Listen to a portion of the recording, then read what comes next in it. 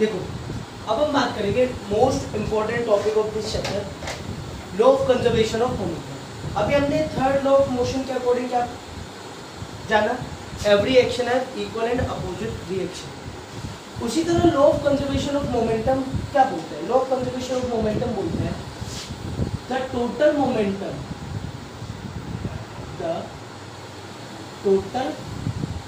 Momentum of system of objects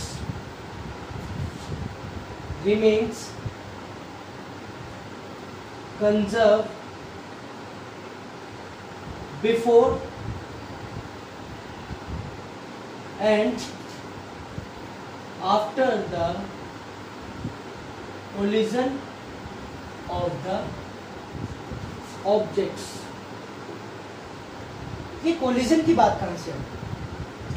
collision का अगर हम एग्जांपल लें कि लाइक हाईवे पे एक कार जा रही है और पीछे से ट्रक आ रहा है, कार की अपनी इनिशियल वेलोसिटी है, ट्रक की अपनी इनिशियल वेलोसिटी है। होप सो ऐसा होता है कभी कभी कि कार की इनिशियल वेलोसिटी ट्रक की इनिशियल वेलोसिटी से कम हुई और ट्रक उसको जाकर हिट करता है, टकराता है, और जो ट्रक का बेसिक मोमेंटम होता है, मतलब उसका मास इनटू इनिशियल वेलोसिटी और कार की मास इनटू इनिशियल वेलोसिटी, वो टकराने के बाद चेंज हो जाता है, ठीक है। लेकिन ये law of conservation of momentum ये बोलता है कि टकराने से पहले जो इनके मोमेंटम का सम था, किसका, कार का मोमेंटम और ट्रक का मोमेंटम, टकराने के बाद भी जो कार का मोमेंटम और ट्रक का मोमेंटम आएगा वो सेम रहेगा। लाइक कैसे, ऑब्जेक्ट ए और बी के अकॉर्डिंग अगर हम बात करें कि law of conservation of mass बोलता है, कहता है कि मास ऑफ ऑब्जेक्ट ए और initial velocity of object A, मतलब momentum of object A plus, और मोमेंटम कौन सा, initial momentum, initial momentum of object A, mass of object B और initial velocity of object, initial velocity, initial momentum of object B equals to mass of A और final velocity of A plus mass of B और final velocity of B. मतलब कौन सा momentum, final momentum, मतलब momentum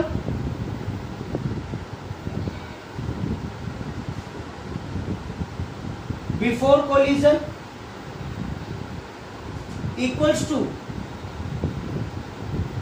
momentum after collision.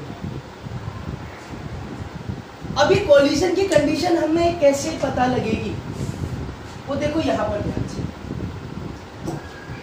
कोई object A था जिसका मास था ए, उसकी इनिशियल वेलोसिटी कितनी थी, यू ए रही हो। सेम डायरेक्शन में कोई ऑब्जेक्ट बी था जिसका मास था बी, जिसकी इनिशियल वेलोसिटी कितनी रही होगी, यू बी। कोई कंफ्यूजन? इसके बाद अगर हम बात करें after some time object A hit तो ऑब्जेक्ट बी, ऑब्जेक्ट ए ने ऑब्जेक्ट बी को हिट कर सेम डायरेक्शन में, जब ए ने बी पे फोर्स लगाया, मतलब force applied by A on B, तो अभी अभी हमने थर्ड लॉ ऑफ मोशन में क्या पढ़ा, every action has equal and opposite reaction. तो सेम कंडीशन में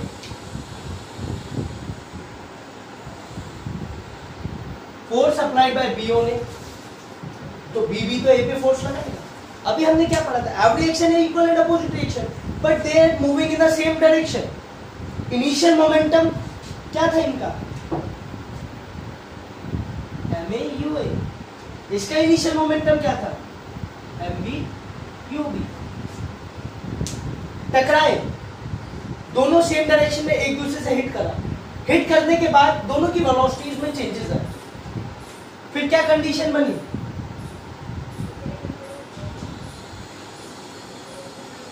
मास ऑफ ए, इसकी इनिशियल वेलोसिटी, फाइनल वेलोसिटी क्या हो गई टकराने के बाद, V, then mass of B, इसकी फाइनल वेलोसिटी क्या हो गई, सी बी। तो इनका फाइनल मोमेंटम, ये तो इनका इनिशियल मोमेंटम सम आ गया, और ये इनका क्या आ गया, M A B plus M B B B, ये क्या हो गया, फाइनल मोमेंटम। दोबारा कंडीशन को समझते,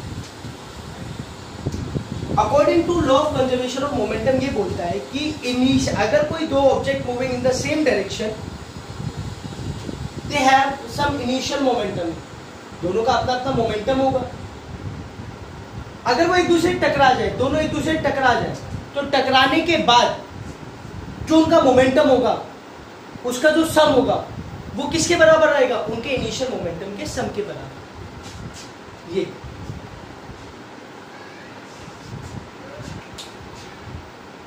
initial momentum of object A, initial momentum of object B, final momentum of object A, final momentum of object B, before collision and after collision, दोनों का सम क्या बनेगा, सेम रहेगा। हाउ कैन वी प्रूव, अब मैं इसको प्रूफ करके दिखाऊंगा, ठीक है, आप इसको नोट डाउन करो, फिर हम आगे बढ़ें।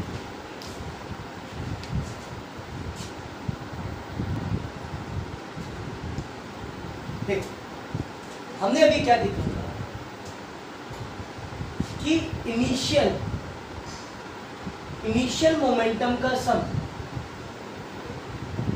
क्या था, दोनों ऑब्जेक्ट्स का, वो था M A U A plus M B U B, ठीक है, ये था before collision. Then final momentum क्या था,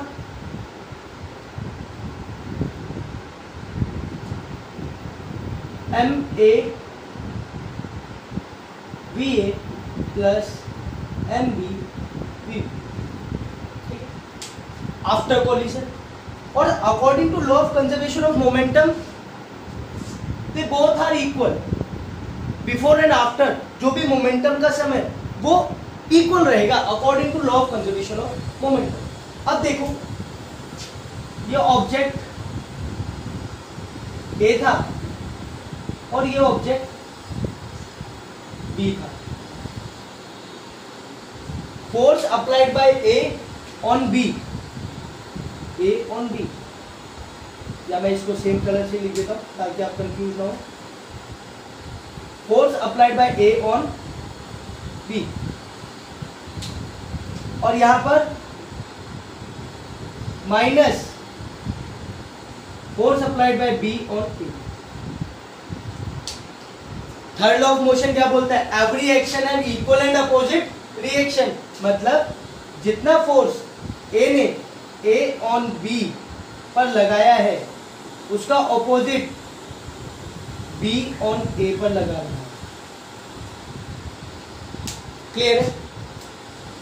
अब हम इसको मोमेंटम के वे में लिखेंगे, तो मोमेंटम के वे में क्या लिखें, देख जब ए ने बी पे फोर्स लगाया तो बी के मोमेंटम में क्या चेंजेस आए, हाउ कैन वी कैलकुलेट, तो बस basic condition,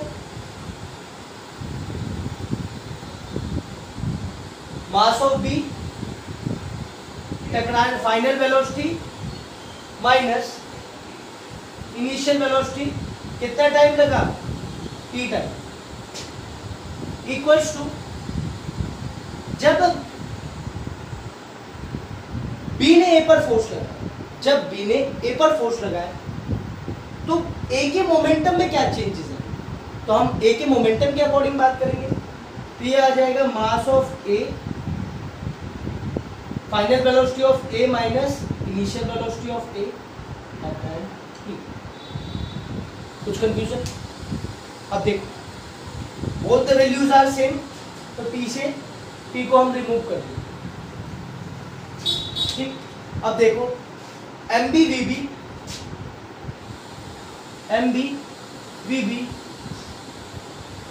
minus MBUB equals to, bracket के बाद जब माइनस का साइन है तो साइन क्या हो जाएंगे, ऑपोजिट हो जाएंगे। ये हो जाएगा माइनस MAVA और ये plus MAUA।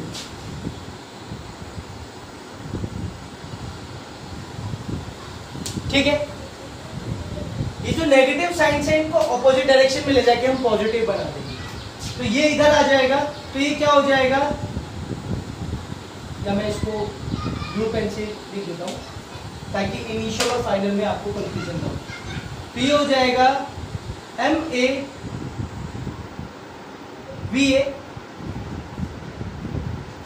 MAVA plus MBVB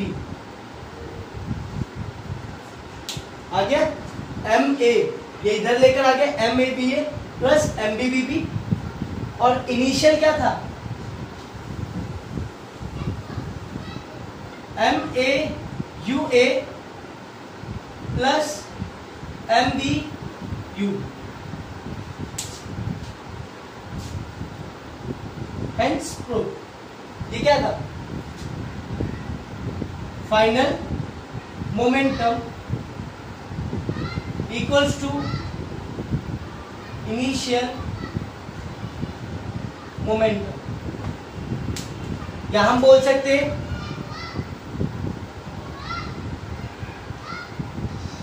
momentum after collision equals to momentum before collision, hence proof according to। अब देखो ये लॉज हमने मैथमेटिकली प्रूव करे,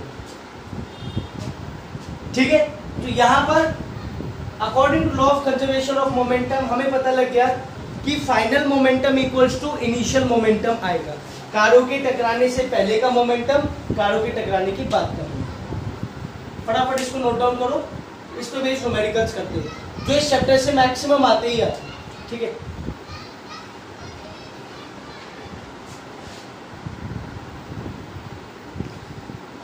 अब देखो आगे हम करेंगे इन पे बेस्ड न्यूमेरिकल्स।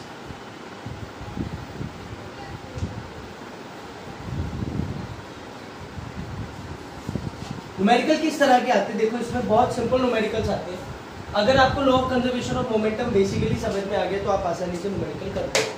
देखो law of conservation of momentum में दोबारा से लिख रहा हूं, क्या बोलता है कि initial momentum, mass of object A, initial velocity of object A, mass of object B और initial velocity of object B equals to mass of object A, final velocity of object A, mass of object A, final velocity, mass of object B और final velocity of object, ये हमेशा बराबर रहेंगे। तो एक question ले लेते हैं। क्वेश्चन क्या है, एक गन है, ठीक है, कोई नॉर्मल इस तरह की गन होगी, ठीक है, इसमें से एक बुलेट फायर हुई है,